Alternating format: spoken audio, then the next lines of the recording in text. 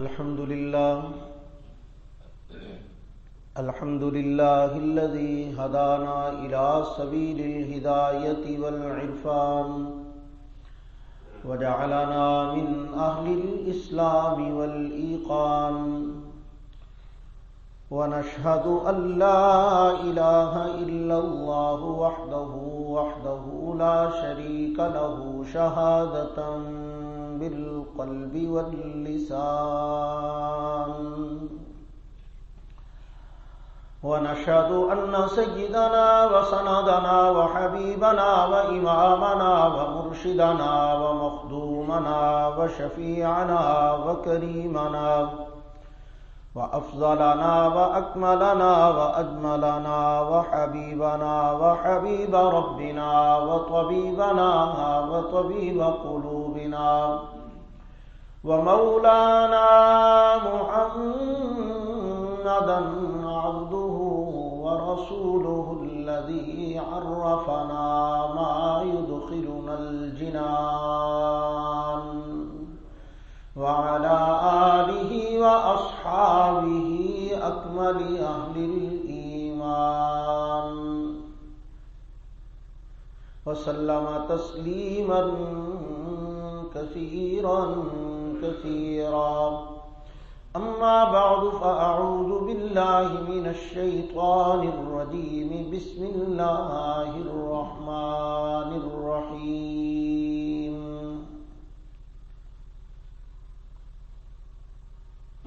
واصبر نفسك مع الذين يدعون ربهم بالغداة والعشي يريدون وجهه ولا تعد عيناك عنهم تريد زينة الحياة الدنيا قال الله تبارك وتعالى في مقام آخر قل هو الله أحد الله الصمد لم يلد ولم يولد ولم يكن له كفوا أحد قال النبي صلى الله عليه وسلم قل آمنت بالله ثم استقم قال النبي صلى الله عليه وسلم قولوا لا إله إلا الله تفلحوا قال النبي صلى الله عليه وسلم والله ما أخاف عليكم أن تشركوا بعدي ولكني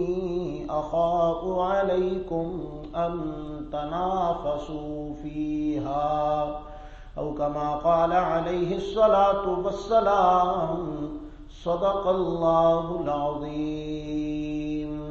درود پاک پڑھیں بھائی. اللهم صل على محمد وعلى آل محمد كما صليت على إبراهيم وعلى آل إبراهيم إنك حميد مجيد. اللهم بارك على محمد وعلى آل محمد كما باركت على إبراهيم وعلى آل إبراهيم إنك حميد مجيد. انتہائی قابل تکریم و احترام بزرگان محترم، عزیزان گرامی قدر، دوستو، ساتھیوں، نوجوان بھائیوں، ماہ مبارک رمضان مبارک کا آج پہلا خطبہ جمعہ ہے. اللہ رب العزت کی طرف سے ہمارے لیے بے پناہ کرم اور انعام اور رحمت کا یہ موقع ہے کہ اتنا مبارک مہینہ اور اس مہینے کا مبارک دن اللہ نے ہم سب کو نصیب فرمایا، اور پھر اس دن میں ہمیں اپنے گھر کی حاضری بھی نصیب فرما دی. کہو الحمدللہ.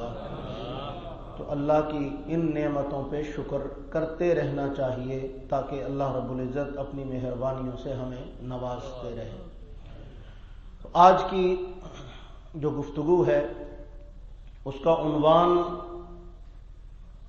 اصحاب پیغمبر رضوان اللہ تعالی علیہم اجمعین کا عقیدہ توحید اور ان کا اللہ پر ایمان، اللہ سے ان کا تعلق، اس کی کچھ جھلکیاں آپ حضرات کے سامنے پیش کرنی ہیں۔ ہمارے حضرت استاد مکرم حضرت مولانا محمد ضیاء القاسمی رحمۃ اللہ تعالی علیہ کا یہ ایک منفرد سا انداز تھا کہ وہ ماہ مبارک رمضان مبارک کا عام طور پہ پہلا جمعہ اللہ کی توحید پہ پڑھاتے تھے اور ساتھ میں ایک بات کہا کرتے تھے بڑی کمال کی۔ فرمایا کہ رسول اللہ صلی اللہ علیہ وسلم کے فرامین سے پتہ چلا ہے کہ اللہ کے حبیب نے فرمایا کہ رمضان کے مہینے میں نیک اعمال کا اجر 70 گنا بڑھا دیا جاتا ہے۔ آپ نے بھی سنا ہوا ہے کہ بس صرف مولویوں نے سنا ہوا ہے؟ آپ کو بھی سنایا ہوا ہے۔ نیک اعمال کا اجر 70 گنا بڑھا دیا جاتا ہے۔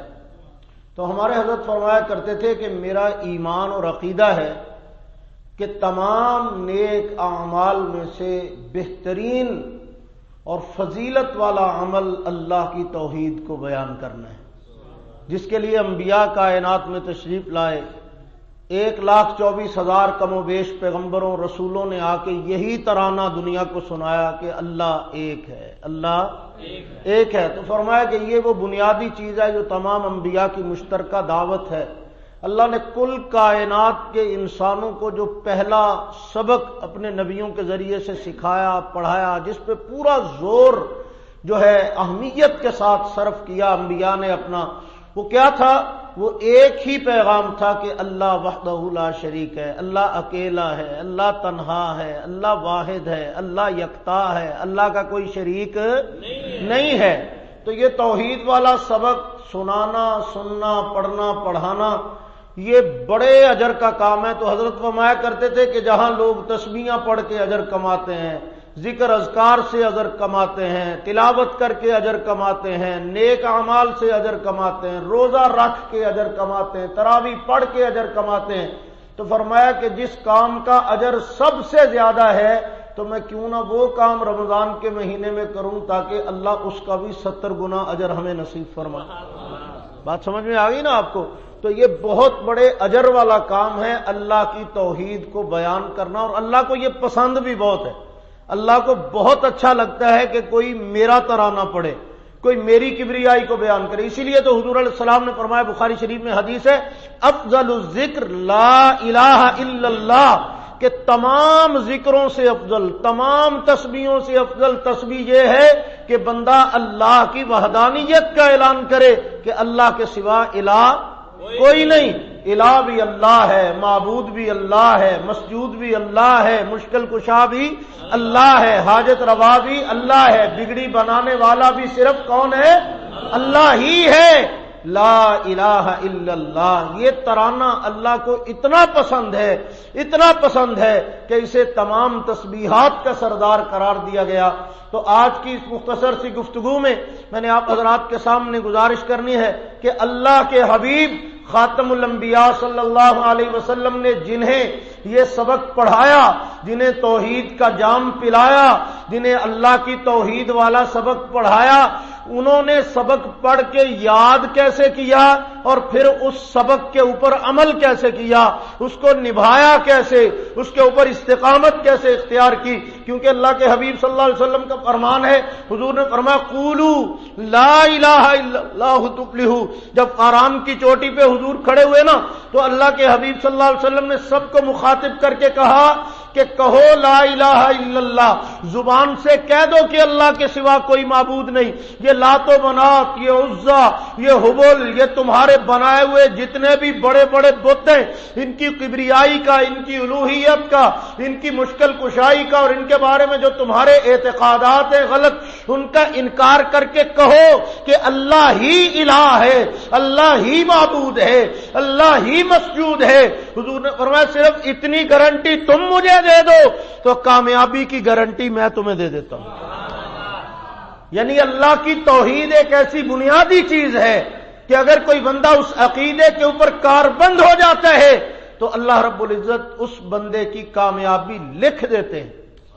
اعمال بعد میں ہیں، باقی عقائد بعد میں ہیں، پہلا عقیدہ عقیدہ توحید ہے کہ اللہ اکیلا ہے، اللہ تنہا ہے، اللہ کا کوئی مقابل نہیں۔ دیکھیے ایک بندہ دعا کر رہا ہے، عام طور پہ ہمارے ہاں کوئی کسی کے لیے دعا مانگ رہا ہے کہ یا اللہ اس کے حال پہ رحم فرما، تو کم ہی ہوتا ہے کہ کوئی بندہ آ کے اس کو دعا میں ٹوک دے کہ چھٹ پر ادھر دعا نہ مانگ، بندہ کمینہ بندہ ہی ادھر دعا مانگنے کی لوڑ ہی نہیں ہے، دعا سے کوئی نہیں روکا کرتا۔ دعا مانگنے میں کیا حرج ہے؟ ایک بندہ کسی کے لیے مانگ رہا ہے، آپ کو نہیں بھی پسند تو آپ چپ کر جاتے ہیں، نہ کہو آمین، یہی ہوتا ہے نا۔ لیکن یہاں کیا ہے؟ اللہ رب العزت اپنے محبوب کو حکمن فرما رہے ہیں کہ میرے محبوب مشرکوں کے لیے آپ نے دعا نہیں کرنی۔ رحمت والے پیغمبر کو حکم دیا جا رہا ہے کہ خبردار ان کے لیے دعا نہیں کرنی، اور اگر آپ نے ان کے لیے دعا کی، ان تستغفر لهم 70 مرۃ فلن یغفر اللہ لهم، ویسے تو محبوبہ میں آپ کی بات کبھی ٹالتا نہیں ہوں، لیکن ان سے میری دشمنی ایسی چل رہی ہے، مشرکوں کے ساتھ میری اتنی سخت نفرت اور اتنی سخت لڑائی ہے کہ آپ نے اپنی رحمت والی زبان سے ان کے لیے 70 بار بھی مغفرت کی دعا کی نا، تو میرا فیصلہ ہے کہ فلن یغفر اللہ لهم، میں نے پھر بھی معاف نہیں کرنا۔ تو ذرا سوچو کہ جس کے لیے نبوت کی 70 بار کی دعا بھی جس کو معاف نہ کروا سکے، اس سے بڑا بدبخت اور بدقسمت انسان بھی کائنات میں کوئی ہوگا؟ تو اس لیے کہتے ہیں کہ شرک سے بچ کے بھئی، یہ ایک ایسی عجیب تباہی اور بربادی کا سامان ہے جو اعمال کو غارت کر دیتا ہے، جو ایمان کی تباہی اور بربادی کا سامان کر دیتا ہے، جو اللہ کو ایسا ناراض کر دیتا ہے کہ مغفرت کے دروازے بند ہو جاتے ہیں۔ تو اس لیے شرک سے بچنا یہ لازمی بنیادی چیز ہے، اور اللہ کی توحید پہ قائم رہنا یہ اللہ کے نبی کا بتایا ہوا سبق ہے۔ حضور نے فرمایا قل آمنت باللہ، کہو کہ ہم اللہ پہ ایمان لائے۔ کیا کہنا ہے؟ ہم اللہ پہ کہہ دو ہم اللہ پہ ایمان لائے۔ ثم استقم، فرمایا پھر اس پہ ڈٹ جاؤ۔ جب کہہ دیا پہلے سوچ لو جو سوچنا ہے، ایک بار سوچ سمجھ کے اللہ کو اپنا رب مان لو، اس کے بعد اس پہ ڈٹ جاؤ۔ جب ڈٹ جاؤ گے پھر کیا ہوگا؟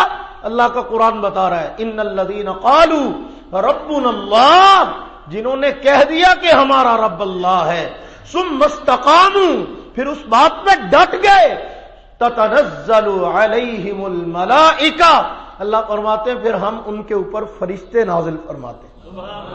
جو اللہ کو رب مان کے اس پہ ڈٹ گئے، اللہ نے ان پہ فرشتوں کو بھیجا، رحمتوں والے فرشتے آتے ہیں ان پہ، ان کی مدد و نصرت کے لیے اللہ فرشتے بھیجتے ہیں۔ تتنزل علیہم الملائکہ الا تخافوا ولا تحزنوا وابشروا بالجنۃ التي كنتم توعدون۔ 3 باتیں آ کر فرشتے ان کو کہتے ہیں اللہ کی طرف سے۔ پہلی بات کہتے ہیں اللہ تخافوا، ڈرن دی کوئی لوڑ نہیں، اللہ تخافوا، خبردار اب تم اللہ کے ہو، اب تمہیں کسی قسم کی فکر کرنے کی ضرورت نہیں، تم نے اللہ کو رب مان لیا، لا تخافوا، اللہ کے سوا ہر ایک کا خوف دل سے نکال دو، ولا تحزنوا، اور سابقہ کے معاملات پہ غمگین ہونے کی ضرورت نہیں، سب صاف کر دیا میرے اللہ نے۔ اللہ کو رب کہنا اللہ کو اتنا پسند ہے، اللہ کی کبریائی کا اعلان اللہ کو اتنا پسند ہے کہ اللہ اس کی برکت سے پچھلے سارے گناہ معاف فرما دیتے ہیں۔ حدیث پاک میں آتا ہے جو بندہ اسلام قبول کرتا ہے نا، زبان سے کہتا ہے اشہد ان لا الہ الا اللہ واشہد ان محمدا عبدہ ورسولہ، حدیث پاک میں آتا ہے ینہدم ما کان قبلہ، اس کلمے میں لا الہ الا اللہ کہنے میں اتنی پاور ہے، اتنی طاقت ہے، اتنی قوت ہے کہ ینہدم ما کان قبلہ، اس نے اس سے پہلے جو بھی کیا ہے اللہ اس پہ اپنی مغفرت کا قلم پھیر دیتے، مٹا دیتے ہیں سارا کچھ، کہ جا جو بھی تو نے کیا میں سب معاف کرتا ہوں تیرے اس ایمان کی برکت۔ تھوڑی دیر چلنے دیں پھر بند۔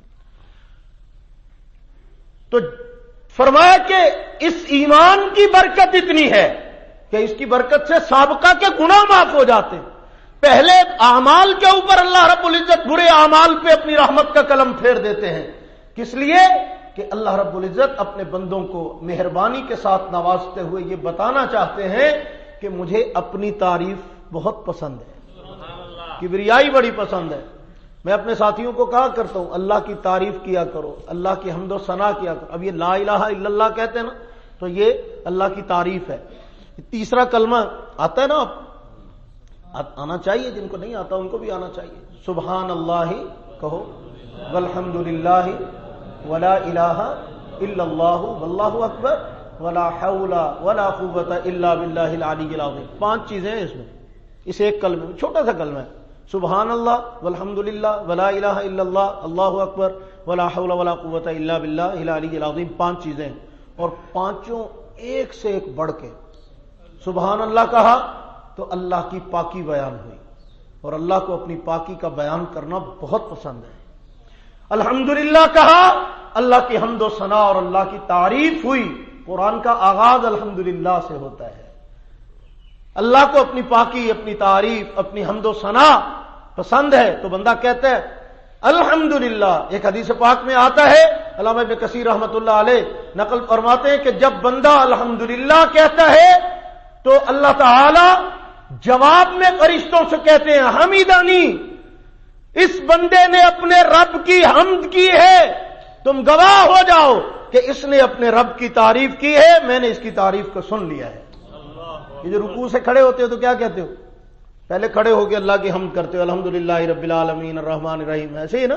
پھر رکوع میں جاتے ہو سبحان ربی العظیم سبحان. پھر کھڑے ہوتے ہو تو کیا کہتے ہو؟ سمع اللہ لمن حمدہ، میں نے اپنے رب کی تعریف کی تھی، اس نے سن لی. کیا حسین احساس ہے کہ جس کی میں تعریف کر رہا ہوں وہ سن رہا ہے، وہ میری تعریفوں کو نوٹ کر رہا ہے، اس کے نوٹس میں ہے کہ میں اس کی تعریف کر رہا ہوں. یہاں تو جناب عجیب قسم کی تعریفیں ہوتی، بینر لگا کے پھر جا کے فون پہ بتاتے ہیں کہ چور صاحب تھوڑے 100 بینر ملوائے نے، ہاں خوش آمدید دے، ہاں مبارکباد دے بھی لواتے نے میں، ہاں جی ہونے پاؤ ویکھنا ہی نہ ہو، ایڈی ٹوٹے سڑے روڈ تے انہیں آنا بھلا اتنے تھی لا دیو بینر. تھوڑے صاحب نے تو اینو آنا ہی نہیں، لیکن تصا بینر لوا چڑے، ویکھے کینے؟ کسی نے بھی نہیں. لیکن آپ اکاؤنٹ کیسے ہوں گے خود بتانا پڑے گا، آپ ہی لانے پڑیں گے. آپ دوا پاجی لوائے نے میں نہیں، تھی بھی جگ دی پوچھ لیا جی کسی کو نظر کلونی ہے کسی نے بلا کے. یہ تو حالات ہیں. تعریفیں ان کی کرتے ہو جن کی تعریفیں کرنے کا ٹکے کا مول نہیں ہے. اس کی تعریف کرو، تم کرتے بعد میں ہو، وہ ساتھ ساتھ سنتا ہے، وہ جواب بھی دیتا ہے، وہ تمہاری تعریفوں کی قیمت ڈالتا ہے، اس کی قدردانی کرتا ہے. تو اللہ رب العزت نے اپنے بندوں پہ مہربانی کا معاملہ فرمایا، اپنے بندوں کے ساتھ قدردانی کا معاملہ فرمایا، اپنے بندوں کے ساتھ شفقت و عنایت کا معاملہ فرمایا کہ ان کو اللہ نے یہ کلمات سکھائے، سبحان اللہ، الحمدللہ، ولا الہ الا اللہ. جب زبان سے کہا نا کہ لا الہ الا اللہ، اللہ کے سوا کوئی الہ نہیں، کوئی معبود نہیں، تو اللہ کی کبریائی کا اعلان ہوا، اللہ کی توحید کا اعلان ہوا. جب کہا اللہ اکبر، اللہ کی بڑائی بیان ہوئی. ایک ہی کلمہ ہے، اللہ کی پاکی بھی بیان ہو رہی ہے، اللہ کی حمد و ثنا بھی ہو رہی ہے، اللہ کی توحید بھی ہے، اس میں اللہ رب العزت کی بڑائی اور عظمت کا بیان بھی ہے، اور آخر میں لا حول ولا قوت الا باللہ العلی العظیم. ترمذی شریف میں حدیث ہے، رسول اللہ صلی اللہ علیہ وسلم کا فرمان گرامی، حضور نے فرمایا لا حول ولا قوت الا باللہ العلی العظیم کنز من کنوز الجنہ. یہ جو جملہ ہے نا، یہ جنت کے خزانوں میں سے ایک خزانہ ہے. تو ایک کلمہ ہے، تیسرا کلمہ، اس میں کتنا کچھ آ گیا، اللہ کی عظمتوں کا بیان، اللہ کی حمد و ثنا، اللہ کی تعریف، اللہ کی پاکی، اللہ کی توحید، اور پھر جنت کا خزانہ. پڑھو گے؟ ہاں، اس کا اہتمام کیا کرو. اصل مزہ تو تبھی ہے رمضان کا کہ ہم رمضان کے ان لمحات کو قیمتی بنائیں، ان میں فائدہ حاصل کریں، اپنے اللہ کی حمد و ثنا اور اللہ کی تعریف کریں. توجہ کیجئے ذرا، میں نے عرض کیا اللہ کی وحدانیت کا بیان حضور نے آ کر سنایا. جنہوں نے قبول کیا انہیں کہتے ہیں صحابہ. جنہوں نے اللہ کی توحید کے اس اعلان کو دل سے قبول کر کے کہہ دیا کہ آقا آپ نے سچ کہا، سمعنا و اطعنا، ہم نے سن لیا، ہم نے مان لیا، ہم آپ کی بات پہ ایمان لے آئے، آپ نے سچ کہا، حضور کی تصدیق کی، انہیں ہماری اصطلاح میں کیا کہا جاتا ہے؟ صحابہ کرام۔ کیا کہتے ہیں بھائی؟ صحابہ کرام۔ اب توجہ کیجئے، ذرا غور کیجئے، جو بات میں آپ کو اصل آج کی گفتگو میں سنانا اور سمجھانا چاہتا ہوں۔ اللہ نے قرآن مجید میں ایمان کا نمونہ بنایا ہے صحابہ۔ غور سے میری یہ بات سنیے گا، یہ اصل تقریر کا جوہر ہے، آج کی گفتگو کا اصل لب لباب یہ ہے۔ فَإِنْ آمَنُوا بِمِثْلِ مَا آمَنْتُمْ بِهِ فَقَدِ اهْتَدَوْا۔ اللہ نے فرمایا ایمان لانا ہے تو مصطفیٰ کے صحابہ جیسا لے کے آؤ۔ جس طرح کسی کو سیمپل دیا جاتا ہے نا، اس طرح کا بنا کے پھر لے کے آنا، نمونہ دیا جاتا ہے کہ ایسی چیز تیار کرنی ہے، ایسا بنانا ہے، ہر ایک ماڈل دیتا ہے کہ بھئی یہ مکان ایسا بنانا ہے، یہ فلاں چیز ایسی بنانی ہے، یہ دروازہ ایسا بنانا ہے، یہ چیز ایسی بنانی ہے، تو ماڈل دیا جاتا ہے نا، نمونہ دیا جاتا ہے۔ تو اللہ نے صحابہ کو ایمان کا نمونہ بنا کے کہا ہے فَإِنْ آمَنُوا بِمِثْلِ مَا آمَنْتُمْ بِهِ فَقَدِ اهْتَدَوْا۔ اگر تم چاہتے ہو کہ قیامت کے دن تمہارا ایمان قابل قبول ہو تو صحابہ سے میچ ہونا چاہیے تمہارا ایمان۔ بات سمجھ رہے ہو؟ ایک بندے کو آپ دستانہ دیں کہ یار یہ دستانہ ہماری کمپنی ہے، دستانے بناتی ہے، تو تم ایسے کرو اس طرح کے دستانے بنا کے لے آؤ تو ہم تجھے سلائی کی قیمت دیں گے، تو وہ 5 انگلیاں دی بجائے 6 انگلیاں والے دستانے بنا لے تو قبول ہے؟ پھر کیوں بھائی؟ 5 دی بغیر انگوٹھے تو کہ چل ذرا ٹائم بچے گا، چھتی بنا دینا ہے، تو جلدی جلدی میں 4 انگلیوں والا وہ بنا کے لے آئے تو قبول ہوگا؟ سوال ہی پیدا نہیں ہوتا۔ نہ اضافہ قبول ہے نہ کمی قبول ہے، ایمان ویسا چاہیے جیسا مصطفیٰ کے صحابہ کا ہے۔ فَإِنْ آمَنُوا بِمِثْلِ مَا آمَنْتُمْ بِهِ فَقَدِ اهْتَدَوْا۔ ایمان کا نمونہ ہے صحابہ، اور ایمان کی بنیاد ہے توحید۔ توجہ، ایمان کا نمونہ ہے، بولو بولو، صحابہ، اور ایمان کی بنیاد ہے عقیدہ توحید۔ تو صحابہ سے سیکھیں گے نا کہ اللہ کو ایک کیسے ماننا ہے۔ ایک تو ہم مانتے ہیں نا، کبھی کبھار زبان سے کہہ لیا کہ اللہ ایک ہے، بس کہہ لیا، باقی کا جو کاروائی ہم کرتے ہیں وہ ہمیں پتہ ہی ہے، کتنا کم اللہ کو ایک مانتے ہیں۔ کہتے یہی ہے کہ یا اللہ تیرے سوا کسی کا خوف نہیں، ڈرتے ہر کسی سے، ہر راہ چھپکلی سے بھی ڈر جاتے ہیں، ہر راہ جاتے کا خوف ہمارے دل میں پڑا ہوا ہے۔ تو یہ کس طرح کی توحید ہے؟ توحید تو یہ ہے کہ آدمی کے دل میں اللہ کے سوا کسی کا خوف ہونا ہی نہیں چاہیے۔ پہلے دن ایسا نہیں ہو جاتا کہ ادھر کلمہ پڑا اور جناب کیا بات ہے، نہیں، اس کی پریکٹس کرنی پڑتی ہے، ایمان کو مضبوط کرنا پڑتا ہے، ایمان میں اضافہ، ایمان کی قوت میں اضافہ کرو گے، اسے بڑھاؤ گے تو ایمان اس درجے پہ آئے گا۔ ایسے مومن ہم نے اپنی آنکھوں سے دیکھے کہ جن کو دنیا کی کوئی طاقت ڈرا ہی نہیں سکتی، دنیا کی سپر پاوروں کی آنکھوں میں آنکھیں ڈال کے کہتے تھے کہ تم کون ہو، ہم نہیں جانتے تمہارا روب، تمہاری قوت، تمہاری طاقت، تمہاری دولت، تمہاری بدماشیاں، تمہاری دنیا جہان کی طاقتیں اور قوتیں ہم جوتے کی نوک پہ رکھتے ہیں، اس لیے کہ ہمارا رب اللہ ہے۔ ہم سپر پاور تمہیں نہیں مانتے، ہم سپر پاور اپنے اللہ کو مانتے ہیں۔ اور تم نے اپنی آنکھوں سے دیکھا نہیں، جنہوں نے اللہ کو سپر پاور کہا تھا، 48 ممالک کی فوجوں نے آ کر ان کو منوانا چاہا کہ نہیں ہم ہیں سپر پاور، انہوں نے ان کے ٹکڑے ٹکڑے کر کے ان کو واپس کیے ہیں کہ لو واپس لے جاؤ لپیٹ لپوٹ کے سنبھال کے، اور یاد رکھنا کل بھی سپر پاور اللہ تھا اور آج بھی سپر پاور اللہ ہے۔ طاقت کا مرکز تو میرا رب ہے۔ تو ایمان کی مضبوطی، ایمان کی قوت، ایمان کی محبت، ایمان کی بنیاد پیغمبر کے صحابہ، رسول اللہ کا دین ہمارے لیے بنیادی حیثیت رکھتا ہے۔ تو اللہ کے پیغمبر کے صحابہ نے سکھایا کہ اللہ پہ ایمان کیسے لانا ہے۔ حضور نے کہا مان لو، انہوں نے مان لیا، تو صرف ماننے پہ کام وہیں پہ بریک نہیں ہو گیا کہ ٹھیک ہے بھائی تسی مان لیا تو پھر کیوں ہے، نہ ادھر ماننے کی دیر سی ادھر پورا جہان ان کا مخالف ہو گیا، ساری دنیا ان کی مخالف ہو گئی، اپنے گھر والے مخالف ہو گئے، رشتہ دار مخالف ہو گئے، علاقہ مخالف ہو گیا، برادری مخالف ہو گئی، علاقے کے چودھری مخالف ہو گئے، بڑے بڑے علاقے کے کروپر والے مخالف ہو گئے، لیکن انہوں نے کہا سارا جہان مخالف ہوتا ہو جائے پرواہ کوئی نہیں، توحید تو یہ ہے کہ خدا حشر میں کہہ دے یہ بندہ دو عالم سے خفا میرے لیے ہے، سارا جہان ناراض ہوتا ہے ہو جائے پرواہ کوئی نہیں، اپنے رب کو نہیں چھوڑنا۔ پھر کیا ہوا؟ جب رب کے ساتھ جڑ گئے نا، پھر توڑنے والوں نے زور لگائے، بڑا زور لگایا. ہم نے تو صرف کتابوں میں پڑھا ہے نا, ہمیں کیا پتا ہے توحید کے اوپر آنے والی آزمائشیں کیا ہوتی ہیں. آج بڑے سے بڑے علامہ صاحب کو پکڑ کے لاؤ آپ, بڑے سے بڑے حضرت اقدس جن کے جناب ہاتھ چوم چوم کے لوکاں نے چٹ چٹ کے پتلے کر چھڈے ہون, انہوں ذرا پھڑ کے لے آؤ نا. ایک باری انہوں پوچھو کہ حضرت صاحب جدن دے جمے ہو کدے اللہ دی توحید بیان کرن تے مار پئی ہے؟ رسول اللہ کی توحید بیان کرنے پہ کبھی آپ کو پتھر پڑے؟ ویسے تو آپ بڑے حضرت صاحب ہیں, یہ کیسی توحید ہے کہ جس کے اوپر آپ کی کبھی مخالفت بھی نہیں ہوئی, کبھی نے آپ کو برا بھلا بھی نہیں کہا, کسی نے آپ کو گالی بھی نہیں دی, کسی نے آپ کو تانا بھی نہیں دیا, کسی نے آپ کا بائیکاٹ بھی نہیں کیا.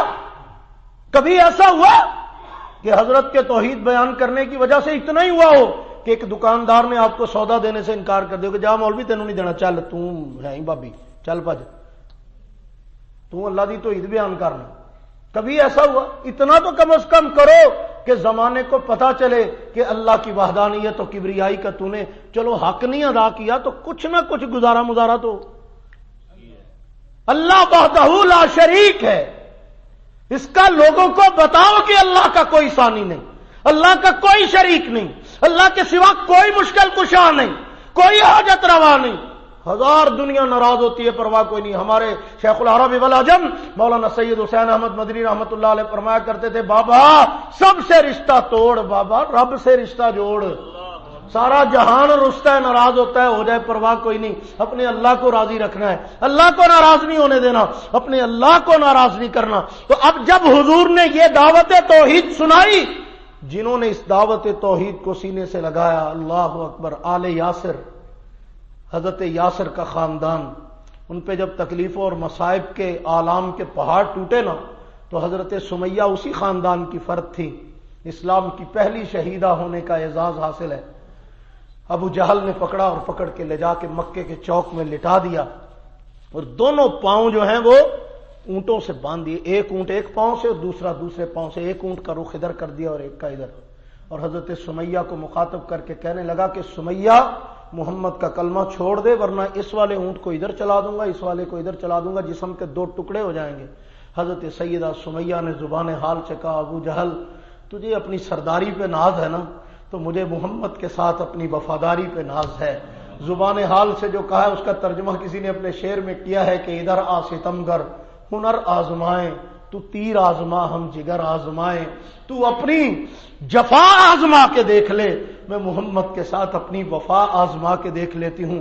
پھر دنیا نے دیکھا یہ کہانی افسانہ قصہ نہیں, حقیقت ہے کہ سیدہ سمیہ کے جسم کے دو ٹکڑے تو ہو گئے لیکن انہوں نے مصطفیٰ کا دامن نہیں چھوڑا. یہ تھا صحابہ کا عقیدہ توحید. حضرت سیدنا بلال رضی اللہ تعالی عنہ کو حضور نے کلمہ پڑھا دیا, غلام تھے امیہ کے, کلمہ پڑھ کے چلے گئے دوبارہ اپنی ڈیوٹی پہ. تو اب وہاں پہ ساتھ ساتھ تسبیح پڑھی جا رہے ہیں, لمبی چوڑی تسبیح تو پڑھی نہیں, صرف احد احد کہتے تھے. وہ ایک ہی کری جانا ہے, اور میں کچھ نہیں. بھئی یہ کیا مطلب ہے اس کا؟ میں کو مطلب یہ ہے کہ اللہ ایک پاور لمیا, بھائی پکڑ لیا, مارا پیٹا, سختیاں کی, انگارے زبان پہ رکھے, تپتی ہی ریت پہ لٹا کے گھسیٹا, عرب کی تپتی ریت پہ لٹا کے بڑا پتھر سینے پہ رکھ دیا, اتنی سختیاں کی. تو حضرت بلال اس حالت میں بھی زبان باہر نکلی ہے, تپش کے ساتھ, گرمی کے ساتھ, اذیت کے ساتھ, اس میں بھی کہہ رہے ہیں احد احد احد, اللہ ایک ہے, اللہ ایک ہے, اللہ اکیلا ہے, اللہ تنہا ہے. حضرت سیدنا صدیق اکبر رضی اللہ تعالیٰ نے آ کر حضور کو بتایا کہ یا رسول اللہ بلال کی یہ حالت ہے. حضور نے پیغام بھیجا, فرمایا اس کو کہہ اونچی نہ کہا کر, ان کو تکلیف ہوتی ہے نا, تجھے مارتے ہیں تو مجھے تیری اذیت کی وجہ سے دکھ ہوتا ہے, آہستہ کہہ لیا کر, میں محمد قیامت کے دن تیرے کلمے کا گواہ بن جاؤں گا, میں ہوں نا گواہ, مجھے تیرے ایمان پہ یقین ہے, آہستہ کہہ دیا کر. حضرت بلال نے پیغام بھیجا کہ آقا وہ جو آہستہ والا کلمہ ہے وہ تو آپ نے سکھایا ہی نہیں, آپ نے تو وہ سکھایا جب تک ان ظالموں کی آنکھوں میں آنکھیں ڈال کے نہ پڑوں تب تک مزہ ہی نہیں آتا. تو اسی لیے تو اقبال نے کہا ہے نا, جفا جو عشق میں ہوتی ہے وہ جفا ہی نہیں, ستم نہ ہو تو محبت کا کچھ مزہ ہی نہیں. تپتی ریت پہ لیٹ کر بھی اس عقیدے کو نہیں چھوڑا, اللہ ایک ہے، اللہ وحدہ لا شریک ہے، اللہ اکیلا ہے، اللہ تنہا ہے، اللہ ہی مشکل کشا ہے، اللہ ہی حاجت روا ہے۔ اب حضرت نبی کریم صلی اللہ علیہ وسلم نے حضرت ابو بکر کے سامنے خواہش کا اظہار کیا۔ ذرا غور کرو نا، کتنا قیمتی ہے وہ بندہ جس کے لیے حضور کی محبت کے یہ جذبات ہیں۔ حضور نے فرمایا کاش میرے کول پیسے ہوندے تو میں بلال نو آزاد ہی کرا لینا، میں آزاد کرا لینا، وہ اس تکلیف چوں نکال لینا، کڈ لینا۔ حضرت ابو بکر نے یہ سنا تو گھر سے سارا مال اکٹھا کیا، تھیلے میں ڈالا، پہنچ گئے۔ امیہ کو کہا بندہ بیچنا، انہوں نے کہا یہ کی کوالٹی تینوں نظر آئی ہے، رنگ کالا ہے، کوئی لمبا چوڑا یہ کوئی خاص خوبی نہیں، تو کی یہ چوں؟ فرمایا چھڈ تو اس گل نو، یہ دس بیچنا ہے؟ انہوں نے کہا ہاں بیچ دینا، ایڈی کڑی گل ہے، چنگی قیمت ملے گی تو بیچ دیں گے، غلام بکتے تھے نا اس دور میں۔ تو حضرت ابوبکر نے فرمایا منہ سے بول قیمت اس کی کتنی لینی ہے۔ اس نے منہ سے جو قیمت بولی نا، حضرت ابوبکر نے وہ قیمت نکال کے دے دی۔ فرمایا اللہ پھاڑ، انگلی پکڑ کے حضور کے قدموں میں لے آئے۔ رسول اللہ صلی اللہ علیہ وسلم نے فرمایا یہ بلال کیسے آیا؟ فرمایا آقا آپ نے خواہش ظاہر کی تھی نا کہ میرے پاس پیسے ہوتے آزاد کرا لیتا، آپ کی خواہش کو ابوبکر نے پورا کر دیا، یہ میں آزاد کرا کے لے آیا ہوں، اسے اپنے قدموں میں بٹھا لیجیے۔ میرے محبوب نے اسے بیت اللہ کا مؤذن بنا دیا ہے۔ اللہ اکبر کبیرہ، کتنا بڑا اعزاز! لیکن کب ملا؟ جب اللہ کی توحید پہ پہرا دیا ہے، جب اللہ کی توحید پہ ڈٹ گئے۔ اللہ اکبر! صحابہ کرام عقیدہ توحید کے ساتھ کتنے بڑے واضح طور پر ان کا یہ عقیدہ تھا، اور کتنے اس کے ساتھ مخلص اور کتنے مضبوط تھے۔ ایک صحابی کے بارے میں آتا ہے، حضرت ابو سلمہ ان کا نام ہے حدیث کی کتابوں میں۔ فرمایا کہ جب رسول اللہ صلی اللہ علیہ وسلم مکے سے ہجرت کر کے مدینہ تشریف لے گئے تو وہ صحابی پیچھے رہ گئے، کسی مختلف امور تھے ان کے جو بھی معاملات۔ تو جب نکلنے لگے نا ہجرت کے لیے، انہوں نے کلمہ پڑھا ہوا تھا، تو ان کی آل اولاد نے اور باقیوں نے کلمہ نہیں پڑھا تھا، رشتہ داروں نے، والدین نے۔ تو جب نکلنے لگے نا تو سب سے پہلے تو گھر والوں نے کہا کسی چلا؟ انہوں نے کہا میں ہجرت کر کے چلنا اپنے۔ انہوں نے کہا اے ویاہ تیرا اسی کیتا سی، تو کلمہ پڑھیا نا، تو وہ دین قبول کیتا ہے، تیری بیوی نے تو نہیں کیتا، چھڈ کے جا اینو، یہ ساڈے کول ہی رہے گی، جا چلا جا۔ اے بچے نے یہ تہاڈے دین تے نہیں، یہ بھی اتنے رہن گے۔ ٹھیک ہو گیا۔ سواری لے کے نکلنے لگا، سواری کتنے لے کے چلا ہے؟ ساڈے پیسے دی، یہ بھی چھڈ کے جا۔ اے جڑی جوتی پائی ہے بھی لا جا۔ فرمایا کہ جو تن پہ لباس پہنا تھا وہی، پاؤں میں جوتی بھی کوئی نہیں، سواری بھی چھین لی، بچے بھی چھین لیے، گھر بھی چھین لیا، ہر چیز لے لی انہوں نے۔ تنہا حضرت ابو سلمہ ہجرت کر کے نا مدینہ پہنچے۔ جب مدینہ طیبہ پہنچے تو حضور علیہ السلام مسجد نبوی میں تشریف فرما تھے۔ تو ابھی تو مسجد نبوی یہ والی نہیں، وہ چھپر ہوتے تھے اور گھاس پھوس کے ساتھ، بس وہ ٹارا سا بنایا تھا ایک۔ اللہ کے حبیب صلی اللہ علیہ وسلم وہاں تشریف فرما تھے جہاں مسجد نبوی کی جگہ ہے۔ تو وہ تشریف لائے صحابی، تو حضور نے غور کیا، دیکھا تو پاؤں سے نا زخم سے خون رس رہا ہے اور نیچے زمین پہ لگ رہا ہے جگہ جگہ۔ تو حضور نے پاس بلایا، دیکھا حال برا، عجیب و غریب صورتحال۔ تو حضور نے فرمایا ابو سلمہ یہ کیا منظر بنا رکھا ہے؟ تو ان کی آنکھوں میں آنسو تھے اور تڑپ کے کہا آقا انہوں نے سب کچھ مجھ سے چھین لیا۔ تو حضور نے جواب میں فرمایا اچھا یہ بتا ایمان بھی چھین لیا؟ انہوں نے کہا نہیں آقا ایمان ہی تو بچا کے لایا ہوں۔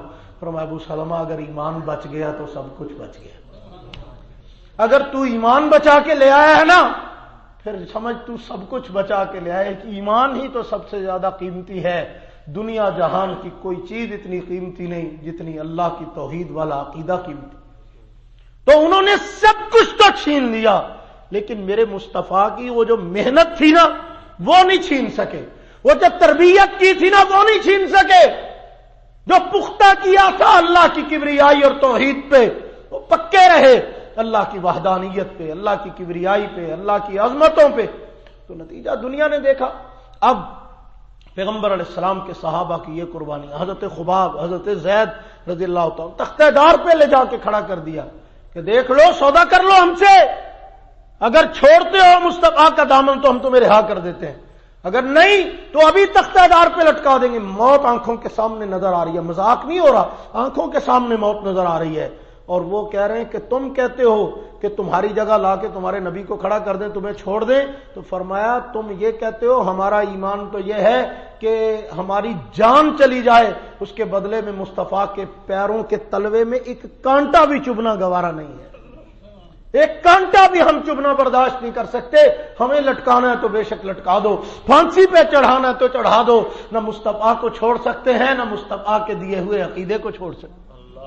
یہ تھے وہ لوگ جن کی رسول اللہ نے تربیت کی تھی، جن کو اللہ کے پیغمبر نے سکھایا تھا کہ اللہ ایک ہے۔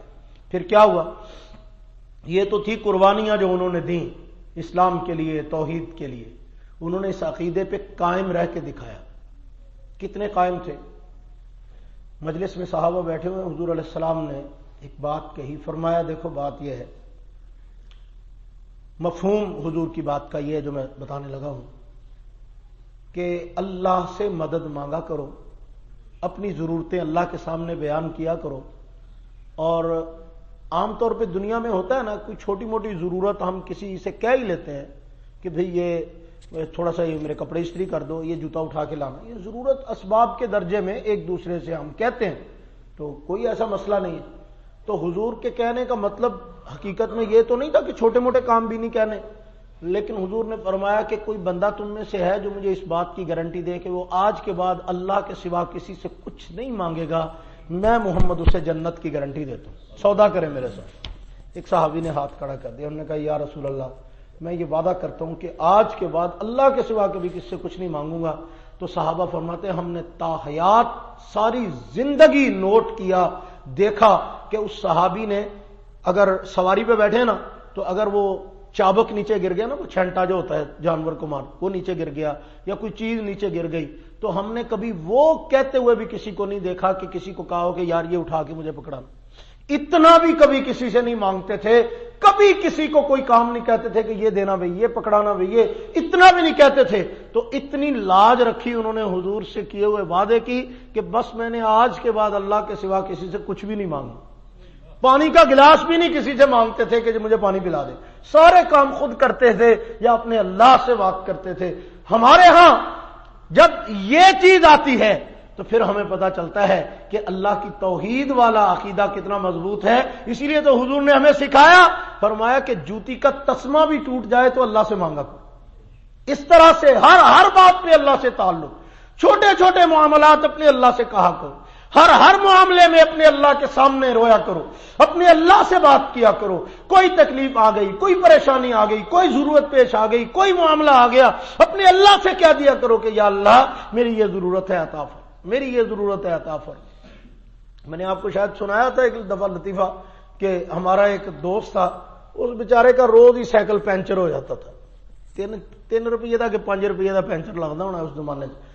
تو اب وہ بیچارہ بڑا پریشان غریب آدمی تھا، روز مدرسے آتا پینچر ہو جاتا، اب یا تو پینچر لگوانا پڑتا، اس میں بھی ٹائم صرف ہوتا، پیدل آتا تب لیٹ ہو جاتا، بڑی مصیبت، روز ہی جناب وہ عجیب پریشانی میں مبتلا ہوتا۔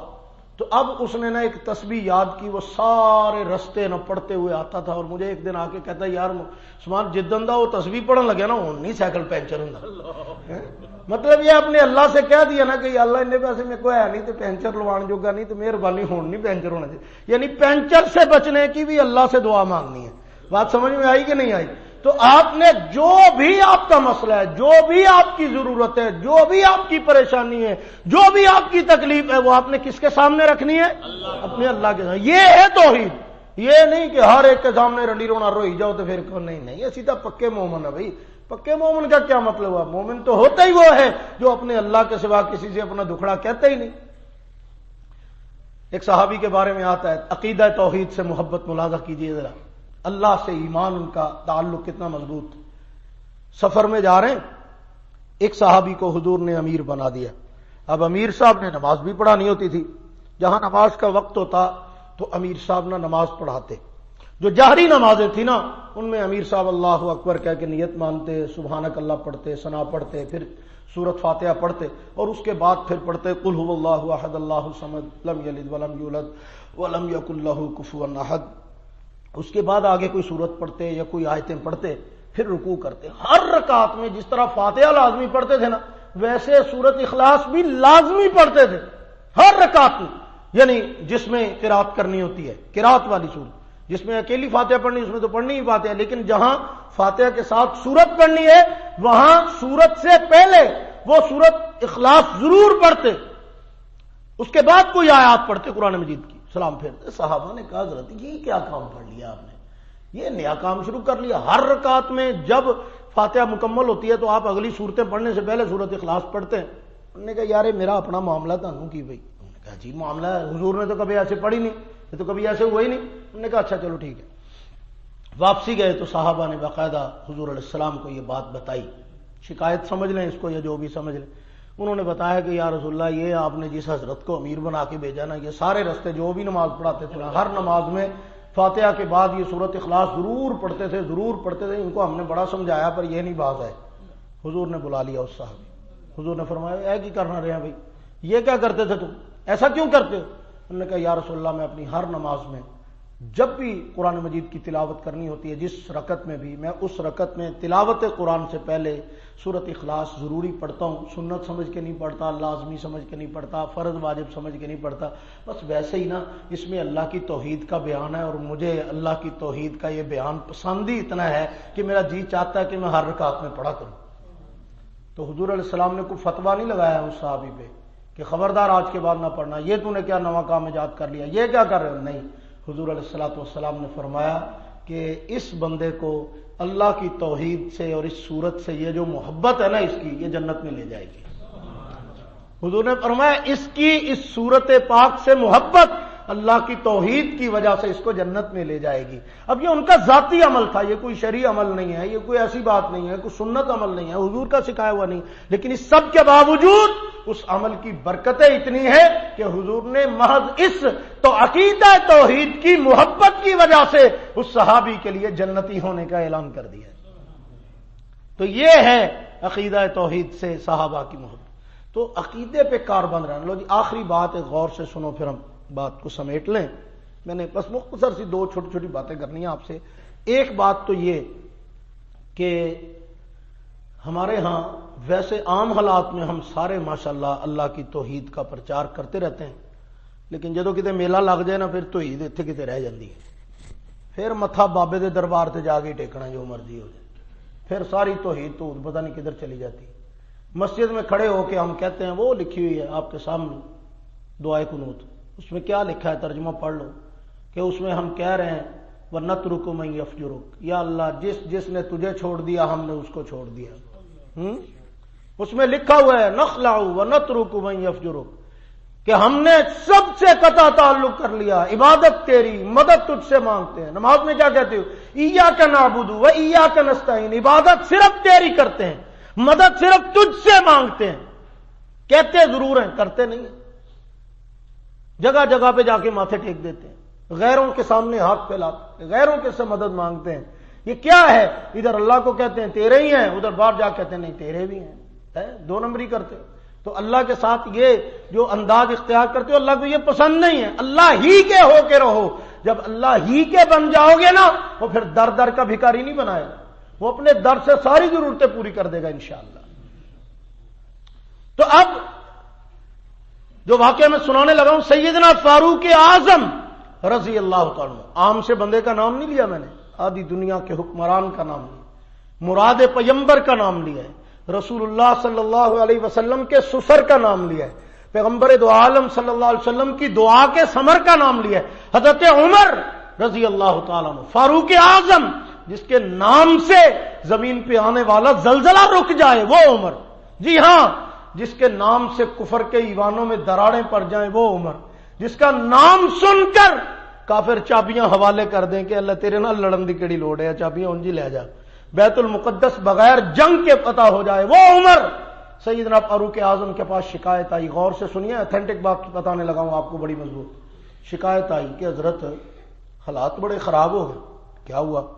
فرمایا وہ جو درخت ہے نا جس کے نیچے حضور نے بیعت رضوان کی تھی، جس درخت کا ذکر قرآن میں، جس درخت کا ذکر قرآن میں ہے، 26واں پارہ قرآن کا، لقد رضی اللہ عن المؤمنین اذ یبایعونک تحت الشجرہ، یہ جو شجرہ ہے نا یہ اسی درخت کی بات ہو رہی ہے۔ وہ جو درخت جس کے نیچے حضور نے بیعت کی تھی، جس کے ساتھ ٹیک لگا کے حضور بیٹھے تھے، وہ جو درخت ہے نا، لوگ آ کے نا اس کے پتے برکت کے لیے لے جا رہے ہیں، اس کی مٹی لے جا رہے ہیں، اس کے ساتھ لپٹ کے چوم چوم کے جھوم جھوم کے عقیدت محبت کا اظہار کر رہے ہیں۔ حضرت بہت عجیب و غریب صورتحال ہے، وہ تو میلہ لگا ہوا ہے۔ فرمایا آ جاؤ چلیے، پھر کوڑا کتنے میرا؟ حضرت نے کلہاڑا اٹھایا اور روانہ ہو گئے، ساتھیوں کو بلایا، فرمایا آ جاؤ اس درخت کو جڑ سے کاٹ دو۔ یہ کیا ہو رہا ہے؟ آج کا کوئی مولوی یہ کرتا تو آپ گستاخ کا فتویٰ لگا دیتے، توپوں کے رخ اس کی طرف کر دیتے کہ تمہیں شرم نہیں آتی؟ تبرکات نبوی، حضور کی نسبت والا درخت، اور جس کا قرآن میں ذکر آیا اس کو کاٹ رہے ہو۔ سیدنا فاروق اعظم رضی اللہ تعالیٰ نے ہاتھ سے کلاڑا پکڑا اور کاٹنا شروع کر دیا، درخت جڑ سے کاٹ دیا۔ وہ لوگوں نے کہا حضرت یہ حضور نے اس کے ساتھ ٹیک لگائی تھی، محبت کے ساتھ بیٹھے تھے، یہ یادگار ہے، اس کا قرآن میں ذکر ہے، غور سے سنیے، میں بڑی عجیب بات آپ کو سنا رہا ہوں۔ سیدنا فاروق اعظم نے فرمایا گل سنو، یہ حضور کے ساتھ محبت کی ہی علامت ہے جو میں نے درخت کاٹا ہے۔ کیوں؟ عقیدت آج عقیدے سے ٹکرا رہی ہے، عقیدہ مصطفیٰ کی محنت کی بنیاد ہے۔ فاروق اعظم دنیا جہان کی ہر چیز قربان کر سکتا ہے، مصطفیٰ کی محنت پہ پانی پھرتا ہوا نہیں دیکھ سکتا۔ آج عقیدت جب عقیدے سے ٹکرائی ہے تو میں نے عقیدت تو ختم کر دی ہے لیکن عقیدہ خراب نہیں ہونے دیا۔ تو یہ بات تو ریکارڈ پہ موجود ہے کہ وہ برکت والا درخت حضرت عمر نے صرف اس لیے کاٹ دیا کہ رسول اللہ کی محنت پہ پانی نہ پھرے، پیغمبر کا دیا ہوا عقیدہ خراب نہ ہو، اللہ کی توحید میں خلل نہ آئے۔ تو سیدنا فاروق اعظم عقیدہ توحید کے محافظ بن کے سامنے آئے ہیں، تبھی تو آج تک عمر کا نام زندہ ہے، عمر کا نام باقی ہے۔ تو لو جی آخری بات جو میں اب سنانے لگا ہوں، بخاری شریف کی ایک حدیث ہے رحمت دو عالم صلی اللہ علیہ وسلم کی، اللہ کے حبیب پیغمبر صلی اللہ علیہ وسلم کا فرمان گرامی، بڑا کمال کی بات حضور نے اس میں ارشاد فرمائی ہے۔ رحمت دو عالم صلی اللہ علیہ وسلم نے قسم اٹھائی ہے، واللہ ما اخاف، حضور علیہ الصلوۃ والسلام نے قسم اٹھا کر صحابہ کو مخاطب کر کے کہا، واللہ ما اخاف علیکم ان تشرکوا بعدی ولکنی اخاف علیکم ان تنافسوا فیہا، کہ میں اللہ کی قسم اٹھا کے کہتا ہوں مجھے اپنے بعد تمہاری طرف سے شرک کا خطرہ نہیں ہے۔ یہ کس کو کہا ہے؟ اب آپ کو ایک مزے کی بات بتاؤں لگے ہاتھوں، یہ جو ہمارے یار لوگ ہیں نا جنہوں نے قبراں چٹ چٹ کے ادیاں کر چھڑیاں نے، نویں سرے تو مٹی پانی پہ پھر اینی چٹ دے نے قبر، اللہ ہی معاف فرمائے، عجیب و غریب ان کے حالات ہیں۔ شرک کریں گے اخیر درجے کا، سارے کام کریں گے مشرکوں والے، اور یہ حدیث پڑھ کے کہیں گے کہ حضور نے کہا تو تھا کہ واللہ ما اخاف، اللہ دی قسم میرے تو بات تسی شرک نہیں کرتے، قیامت تک شرک ہونا ہی نہیں، شرک تو ہو ہی نہیں سکتا، حضور کی امت شرک کر ہی نہیں سکتی۔ میں کہو ایڈے تسی رہندے نہیں کتے سان لو، صحابہ کو کہا ہے حضور نے، یہ گارنٹی ان کو دی ہے جن کی تربیت حضور نے خود کیا ہے۔ حضور کو اپنی تربیت پہ ناز تھا، اللہ کے پیغمبر نے جب ان کا عقیدہ بنایا نا تو ساتھ میں گارنٹی دی کہ مجھے اس بات کا پکا یقین ہے کہ جتنی محنت میں نے تمہارے لیے عقیدہ توحید پہ کی ہے، تم کٹ تو جاؤ گے، مر تو جاؤ گے، قربان ہو جاؤ گے، گھر بار چھوڑ دو گے، دنیا جہان کی قربانی دے دو گے، لیکن کچھ ہو جائے تمہیں کوئی بندہ شرک پہ مجبور نہیں کر سکتا، اس لیے کہ مصطفیٰ نے تربیت ہی ایسی کی ہے کہ اس تربیت میں شرک کی ملاوٹ ہو ہی نہیں سکتی۔ صحابہ کو اللہ نے یہ گارنٹی دی، اللہ کے پیغمبر نے قسم اٹھا کے کہا کہ میرے بعد مجھے اس بات کا یقین ہے کہ تم میں سے کوئی بندہ مشرک نہیں ہوگا، اور نہیں ہوا۔ صحابی میں سے کوئی اللہ کے پیغمبر کا نام لیوا اور صحابی جس نے حضور کے ہاتھوں پہ کلمہ پڑھا ہے اس نے کبھی ساری زندگی میں شرک نہیں کیا، یہ پکی بات، گارنٹی شدہ بات، اور حضور کو اعتماد تھا، انہوں نے اللہ کے نبی کا مان رکھا ہے، حضور کی لاج رکھی ہے۔ لیکن ساتھ میں ایک بات کی، فرمایا لیکن اخاف علیکم، مجھے تمہارے بارے میں ایک چیز کا خطرہ ہے۔ وہ کیا؟ فرمایا اخاف علیکم ان تنافسوا فیہا، ڈر ہے مجھے کہ تم مال و دولت کے فتنے میں پڑ کے کہیں تکلیف میں نہ آ جاؤ۔ مال کے بارے میں مجھے فتنے کا ڈر ہے کہ وہ تمہیں کہیں آزمائش میں نہ ڈال دے۔ یہ تو ہو سکتا ہے کہ مال تمہیں اپنے فتنے میں ڈال کر پریشان کرے، متوجہ کر لے، کیونکہ مال کی ایک اپنی اٹریکشن ہے، لیکن عقیدے کے بارے میں مجھے تم سے کوئی خطرہ نہیں ہے۔ تو جب ہم صحابہ کے رستے پہ چل کے صحابہ والا عقیدہ اپنائیں گے نا، پھر تمام خطرات سے پاک، शिरक से पाक हो जाएगा। आज लड़ाई होती है, हर बंदा अपनी अपनी लड़ाई लड़ रहा है, हर मसलक वाला हम सही हैं, हम ठीक हैं, हमारे अकायद सही हैं, हमारे सही हैं, उसके सही हैं, ऐसे है, दलीलें देंगे, कहानियां सुनाएंगे, हर बंदा अपना जनाब चैप्टर खोल के बैठा हुआ है। लड़ाई मुकाओ यार, एवं खाम खा दे डिप पंगे च पैन की केड़ी लोड़ है। आज से मेरे साथ मुक लो, वादा करके जाओ, कोई नमाज ऐसी नहीं होगी जिस नमाज के बाद हाथ उठा के ये दुआ नहीं मांगोगे कि या अल्लाह हमें सहाबा वाले अकायद नसीब फरमा। कहो आमीन, ऊंची आवाज से कहो आमीन। मांगोगे ये दुआ, या अल्लाह हमें वो वाले अकायद नसीब फरमा जो तेरे नबी ने तेरे सहाबा के बनाए, ना देवबंदी, ना बरेलवी, ना अहले हदीस, ऐसी तैसी फेरो फिरका वारियत की। आज से ये अहद करके जाओ कि या अल्लाह हम वो वाले अकायद चाहते हैं जो रसूलुल्लाह ने सहाबा के बनाए हैं। ना देवबंदियों वाले चाहिए, ना अहले हदीसों वाले चाहिए, ना बरेलवियों वाले चाहिए, हमें किस वाले चाहिए? सहाबा वाले। कौन से वाले? सहाबा वाले, क्योंकि वो शिरक से पाक अकायद हैं। अल्लाह हमें वो वाले नसीब फरमाए। तो आज से ये दुआ मांगनी शुरू कर दो, अल्लाह कबूल फरमा लेंगे इंशाअल्लाह। अकीदा वो मिलेगा जो सहाबा वाला होगा। और मैं इस बात की कसम उठा के कहता हूं, सहाबा वाले अकीदे पे मौत आई तो सीधे जन्नत में जाओगे इंशाअल्लाह। इसमें कोई शक व शुबा वाली बात नहीं है, इसमें कोई दो राय नहीं है। तो अल्लाह रब्बुल इज्जत ने तौहीद वालों के लिए दोनों जहानों की इज्जतें भी रखी हैं, अजमतें भी रखी हैं, बरकतें भी रखी हैं। तो आज ये वादा करके जाओ, अल्लाह को एक मानते हैं, पहले भी मानते हैं, लेकिन आज के बाद अपने ईमान को और मजबूत करेंगे। मदद मांगेंगे तो अल्लाह से, मुश्किल कुशा समझेंगे तो अल्लाह को, हाजत रवा मानेंगे तो अल्लाह को, बिगड़ी बनाएगा तो कौन बनाएगा, औलाद अता करेगा तो कौन अता करेगा, हमारी जरूरतों को कौन पूरा करेगा, मुश्किलों से कौन निकालता है भाई, हमारे तमाम दुखों में कौन काम आएगा, अल्लाह काम आएगा। तो जब हम अपने अल्लाह को पुकारेंगे, अल्लाह हमें कभी भी रुसवा नहीं करेंगे। अल्लाह ताला से दुआ है, अल्लाह करीम हम सबको अकीदा तौहीद पे जिंदा रहना और अकीदा तौहीद पे मरना नसीब फरमाए। व आखिर दावाना।